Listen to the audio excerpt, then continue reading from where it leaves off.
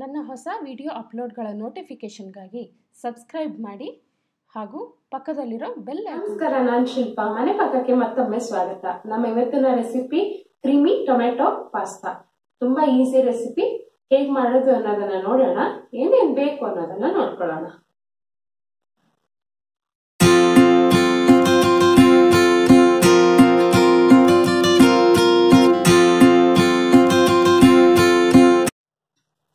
ಒಂದು cup pasta. ನಾನಿವತ್ತು ಪೆನ್ನೆ pasta ತಗೊಂಡಿದ್ದೀನಿ. ನೀವು ಯಾವುದನ್ನು ಬೇಕಿದ್ರೂ ತಗೊಳ್ಬೋದು. ಒಂದು ಮೀಡಿಯಂ ಸೈಜಿನ ಈರುಳ್ಳಿ ಸಣ್ಣದಾಗಿ ಹೆಚ್ಚಿಕೊಂಡಿರೋದು, ಒಂದು ಚಿಕ್ಕ ಕ್ಯಾರೆಟ್ ಅಥವಾ 1/4 ಕಪ್ ಕ್ಯಾರೆಟ್ ಸಣ್ಣದಾಗಿ ಹೆಚ್ಚಿಕೊಂಡಿರೋದು, ಅರ್ಧ ಕಪ್ ಸ್ವೀಟ್ ಕಾರ್ನ್ ಬೇಯಿಸ್ಕೊಂಡಿರೋದು, ಅರ್ಧ ಕಪ್ ಪಾಸ್ತಾ ಸಾಸ್. ಇದು ಮನೆಯಲ್ಲೇ ಮಾಡಿದ್ದು, ನೀವು ರೆಡಿಮೇಡ್ ಸಹಿತ ಯೂಸ್ ಮಾಡಬಹುದು. 1/4 ಕಪ್ ದೊಣ್ಣಮೆಣಸು ಚಿಕ್ಕದಾಗಿ ಹೆಚ್ಚಿಕೊಂಡಿರೋದು, 1/4 ಕಪ್ ಮಯೋನೀಸ್ ಅಥವಾ ಮಯೋನೀಸ್ ಇಲ್ಲ ಅಂತಂದ್ರೆ ನೀವು ಚೀಸ್ ಅನ್ನ ಉಪಯೋಗಿಸ್ಕೊಳ್ಬಹುದು. 1 ಟೇಬಲ್ ಸ್ಪೂನ್ ಪಾಸ್ತಾ ಮಿಕ್ಸ್. ಇದು ಸಿಗಲಿಲ್ಲ ಅಂತಂದ್ರೆ 1 ಟೀ ಸ್ಪೂನ್ ನಷ್ಟು ಬೇಸಿಲ್ ಮತ್ತು 1 ಟೀ ಸ್ಪೂನ್ ನಷ್ಟು ಆರಿಗ್ಯಾನೋನ ಉಪಯೋಗಿಸ್ಕೊಳ್ಬಹುದು. 1 table spoon red chilli flakes, 1 table spoon ಬೆಳ್ಳುಳ್ಳಿ ಸಣ್ಣದಾಗಿ ಹೆಚ್ಚಿಕೊಂಡಿರೋದು, 2 ರಿಂದ 3 ಟೇಬಲ್ ಸ್ಪೂನ್ ಆಲಿವ್ ಆಯಿಲ್ ಹಾಗೂ ರುಚಿಗೆ ತಕ್ಕಷ್ಟು ಉಪ್ಪು. ಈಗ ನಾನು ಒಂದು 5 ರಿಂದ 6 ಕಪ್ನಷ್ಟು ನೀರನ್ನ ಕುದಿಯೋದಕ್ಕೆ ಇಟ್ಕೊಂಡಿದ್ದೀನಿ. ನೀರು ನಿಧಾನಕ್ಕೆ ಕುದಿ ಬರ್ತಾ ಇದೆ. ಈಗ ನಾವು ಇದಕ್ಕೆ 1 ಟೀ ಸ್ಪೂನ್ ನಷ್ಟು ಉಪ್ಪು ಹಾಗೂ 1 ಟೀ ಸ್ಪೂನ್ ನಷ್ಟು ಆಲಿವ್ ಆಯಿಲ್ ಹಾಕಿ ಇದನ್ನ ಚೆನ್ನಾಗಿ ಒಂದ್ಸಲ ಮಿಕ್ಸ್ ಮಾಡ್ಕೊಳ್ಳೋಣ. ಈಗ ಇದಕ್ಕೆ ಪಾಸ್ತಾನ ಹಾಕೊಳ್ತಾ ಇದ್ದೀನಿ. ಪಾಸ್ತಾ 80% ನಷ್ಟು ಬೇಯೋವರೆಗೆ ಇದನ್ನ ಒಂದು 10 ರಿಂದ 15 ನಿಮಿಷ ಮೀಡಿಯಂ ಫ್ಲೇಮ್ ನಲ್ಲಿ ಬೇಯಿಸ್ಕೊಳ್ಬೇಕು. ಇದು ಸ್ವಲ್ಪ ಉಕ್ಕುತ್ತೆ, ಸ್ವಲ್ಪ ಮಧ್ಯ ಮಧ್ಯ ಕೈ ಆಡಿಸ್ಕೊಳ್ಳಿ. ಇದನ್ನ ಒಂದು 10 ರಿಂದ 12 ನಿಮಿಷ ಬೇಯಿಸ್ಕೊಳ್ಳೋಣ. ಈಗ 10 ನಿಮಿಷ ಆಗಿದೆ, ಪಾಸ್ತಾ ಬೆಂದಿದೆ. ಒಂದು ಪಾಸ್ತಾನ ಈ ರೀತಿ ಪ್ಲೇಟ್ ಅಲ್ಲಿ ತಗೊಂಡು ಈ ಸ್ಪೂನ್ ಇಂದ ಇದನ್ನ ಈ ರೀತಿ ಕಟ್ ಮಾಡಿದ್ರೆ ಇದು ಆರಾಮಾಗಿ ಕಟ್ ಆಗತ್ತೆ. ಇದು ಪಾಸ್ತಾ ಬೆಂದಿದೆ. ಈಗ ಇದನ್ನ ಸ್ವಿಚ್ ಆಫ್ ಮಾಡಬೇಕು. ಸ್ವಿಚ್ ಆಫ್ ಮಾಡಿ ಪಾಸ್ತಾಗಳನ್ನ ನಾವು ಸ್ವಲ್ಪ ತಣ್ಣೀರಲ್ಲಿ ತೆಕ್ಕೊಳ್ಳೋಣ. ಇದನ್ನ ಈ ರೀತಿ ತೆಕ್ಕೊಂಡು ಇದನ್ನ ನಾವು ತಣ್ಣೀರಲ್ಲಿ ಹಾಕೊಳ್ಬೇಕು. ಈಗ ಇದನ್ನ ಇದೇ ರೀತಿ ತಣ್ಣೀರಲ್ಲಿ ಒಂದು 10 ರಿಂದ 15 ನಿಮಿಷ ಬಿಟ್ಟು ಆ ನಂತರ ಇದು ಪೂರ್ತಿ ನೀರನ್ನ ಬಳಸ್ಕೊಳ್ಳೋಣ. ಈಗ ಒಂದು ಬಾಣಲೆಯಲ್ಲಿ ನಾನು 2 ಟೇಬಲ್ ಸ್ಪೂನ್ ಆಲಿವ್ ಎಣ್ಣೆಯನ್ನ ಕಾಯೋದಕ್ಕೆ ಇಟ್ಕೊಂಡಿದ್ದೀನಿ. ಮೊದಲಿಗೆ ಹೆಚ್ಚಿಕೊಂಡಿರೋ ಬೆಳ್ಳುಳ್ಳಿಯನ್ನ ಹಾಕೊಳ್ಳೋಣ.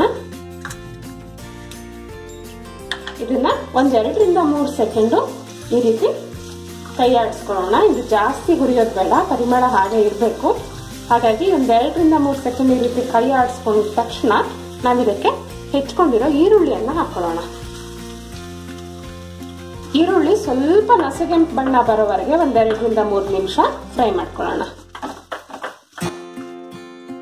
ಈಗ ಈರುಳ್ಳಿ ಮೆತ್ತಗಾಗಿದೆ ಮತ್ತೆ ನಸು ಕೆಂಪು ಬಣ್ಣಕ್ಕೆ ಬಂದಿದೆ.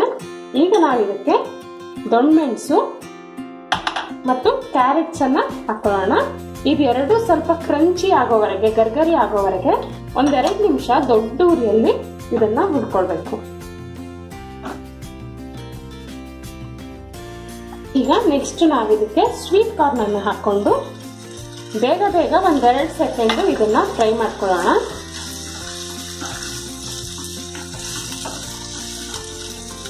ಇದು ಚೆನ್ನಾಗಿ ತರಕಾರಿಗಳ ಜೊತೆ ಈ ರೀತಿ ಮಿಕ್ಸ್ ಆದ ತಕ್ಷಣ ನಾವು ಇದಕ್ಕೆ ಪಾಸ್ತಾ ಮಿಕ್ಸ್. ಇದು ಸಿಗ್ಲಿಲ್ಲ ಅಂದ್ರೆ ನೀವು ಆರಿಗಾನೋ ಮತ್ತು ಬೇಸಿಲ್ ಎರಡನ್ನು 1 ಟೀ ಸ್ಪೂನ್ ನಷ್ಟು ಉಪಯೋಗಿಸ್ಕೊಳ್ಬಹುದು. ರೆಡಿಮೇಡ್ ಸಿಗುತ್ತೆ ಇದು. ಹಾಗೂ ಚಿಲ್ಲಿ ಫ್ಲೇಕ್ಸ್, ನೀವು ಚಿಲ್ಲಿ ಪೌಡರ್ ಸಹಿತ ಹಾಕೊಳ್ಬಹುದು. ಇದನ್ನ ನಿಮ್ಗೆ ಖಾರಕ್ಕೆ ಎಷ್ಟು ಬೇಕೋ ಅಷ್ಟು ನೋಡ್ಕೊಂಡು ಹಾಕೊಳ್ಳಿ. ಈ ಮಸಾಲೆ ಪುಡಿಗಳನ್ನ ಒಂದ್ 2 ಸೆಕೆಂಡ್ ಹುರ್ಕೊಳ್ಳೋಣ. ಈಗ ಇದಕ್ಕೆ ನಾವು ರುಚಿಗೆ ತಕ್ಕಷ್ಟು ಉಪ್ಪನ್ನು ಹಾಕೊಳ್ಳೋಣ. ಸಾಸ್ ಅಲ್ಲಿ ಆಲ್ರೆಡಿ ಉಪ್ಪಿರುತ್ತೆ, ಸ್ವಲ್ಪ ನೋಡ್ಕೊಂಡು ಪಾಸ್ತಾಕ್ಕೆ ಎಷ್ಟು ಬೇಕೋ ಅಷ್ಟೇ ಉಪ್ಪನ್ನ ಹಾಕೊಳ್ಳಿ. ಈಗ ನೆಕ್ಸ್ಟ್ ನಾವು ಇದಕ್ಕೆ ಪಾಸ್ತಾ ಸಾಸ್ ಅನ್ನ ಹಾಕೊಳ್ಳೋಣ. ಇದನ್ನ ನಾನು ಮನೇಲಿ ಮಾಡಿದ್ದೀನಿ. ಇದನ್ನ ಲಿಂಕ್ ಅನ್ನ ನಾನು ಡಿಸ್ಕ್ರಿಪ್ಷನ್ ಬಾಕ್ಸ್ ಅಲ್ಲಿ ಕೊಡ್ತೀನಿ. ಇದು ನಿಮ್ಗೆ ಎಷ್ಟು ಬೇಕೋ ಅಷ್ಟನ್ನ ಹಾಕೊಳ್ಬಹುದು. ನಿಮ್ಗೆ ಸ್ವಲ್ಪ ನೀರು ವೆಟ್ ಪಾಸ್ತಾ ಬೇಕು ಅಂತಿದ್ರೆ ಇದನ್ನ ಜಾಸ್ತಿ ಹಾಕೊಳ್ಬಹುದು. ನಿಮ್ಗೆ ಸ್ವಲ್ಪ ಒಣ ಉದುರು ಪಾಸ್ತಾ ಬೇಕು ಅಂತಿದ್ರೆ ಇದನ್ನ ಸ್ವಲ್ಪ ಕಮ್ಮಿ ಹಾಕೊಳ್ಬಹುದು.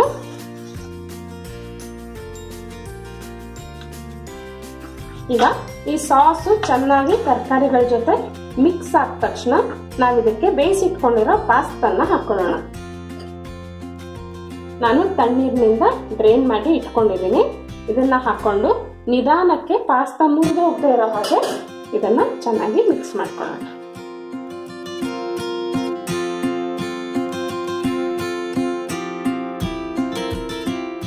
ಈಗ ಇದು ಚೆನ್ನಾಗಿ ಮಿಕ್ಸ್ ಆದ್ಮೇಲೆ ಇದನ್ನ ಮುಚ್ಚಿ ಒಂದ್ 3 ರಿಂದ 4 ನಿಮಿಷ ಇದನ್ನ ಬೇಯಿಸ್ಕೊಳ್ಳೋಣ. ಪಾಸ್ತಾ ಸಾಸಿಂದ ಎಲ್ಲ ಮಸಾಲೆಗಳನ್ನ ಚೆನ್ನಾಗಿ ಹೀರ್ಕೊಳ್ಳೋವರೆಗೆ ಒಂದು 2 ರಿಂದ 3 ನಿಮಿಷ ಇದನ್ನ ಮುಚ್ಚಿ ಬೇಯಿಸ್ಕೊಳ್ಳೋಣ.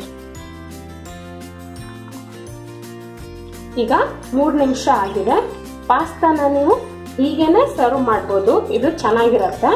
ಆದ್ರೆ ನಿಮ್ಗೆ ಸ್ವಲ್ಪ ಕ್ರೀಮಿ ಪಾಸ್ತಾ ಬೇಕು ಅಂತಿದ್ರೆ ನೀವು ಇದಕ್ಕೆ ಚೀಸ್ ಅನ್ನ ಸಹಿತ ಹಾಕೊಳ್ಬಹುದು ಅಥವಾ ಫ್ರೆಶ್ ಕ್ರೀಮ್ ಅನ್ನ ಸಹಿತ ಹಾಕೊಳ್ಬಹುದು.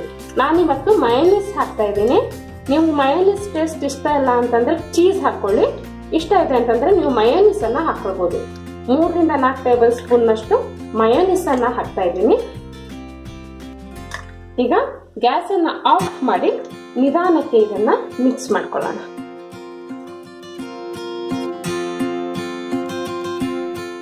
ಈಗ ಪಾಸ್ತಾ ರೆಡಿ ಆಗಿದೆ. ಇದನ್ನ ನಾವು ಸರ್ವಿಂಗ್ ಪ್ಲೇಟ್ಗೆ ತಕ್ಕೊಳ್ಳೋಣ. ಬಿಸಿ ಬಿಸಿಯಾದ ಕ್ರೀಮಿ ಟೊಮೆಟೊ ಪಾಸ್ತಾ ಸವಿಯೋದಕ್ಕೆ ಸಿದ್ಧವಾಗಿದೆ. ಹೋಮ್ ಮೇಡ್ ಪಾಸ್ತಾ ಸಾಸ್ ಮಾಡೋದು ಹೇಗೆ ಅನ್ನೋದನ್ನ ನಾನು ಡಿಸ್ಕ್ರಿಪ್ಷನ್ ಬಾಕ್ಸ್ ಅಲ್ಲಿ ಲಿಂಕ್ ಹಾಕಿದ್ದೀನಿ, ದಯವಿಟ್ಟು ನೋಡಿ. ಹಾಗೇನೆ ಮತ್ತೊಂದು ಒಳ್ಳೆ ಮುಂದಿನ ರೆಸಿಪಿಯೊಂದಿಗೆ ಮತ್ತೆ ನಿಮ್ಮನ್ನ ಭೇಟಿ ಆಗ್ತೀನಿ. ಅಲ್ಲಿವರೆಗೂ take care and happy cooking.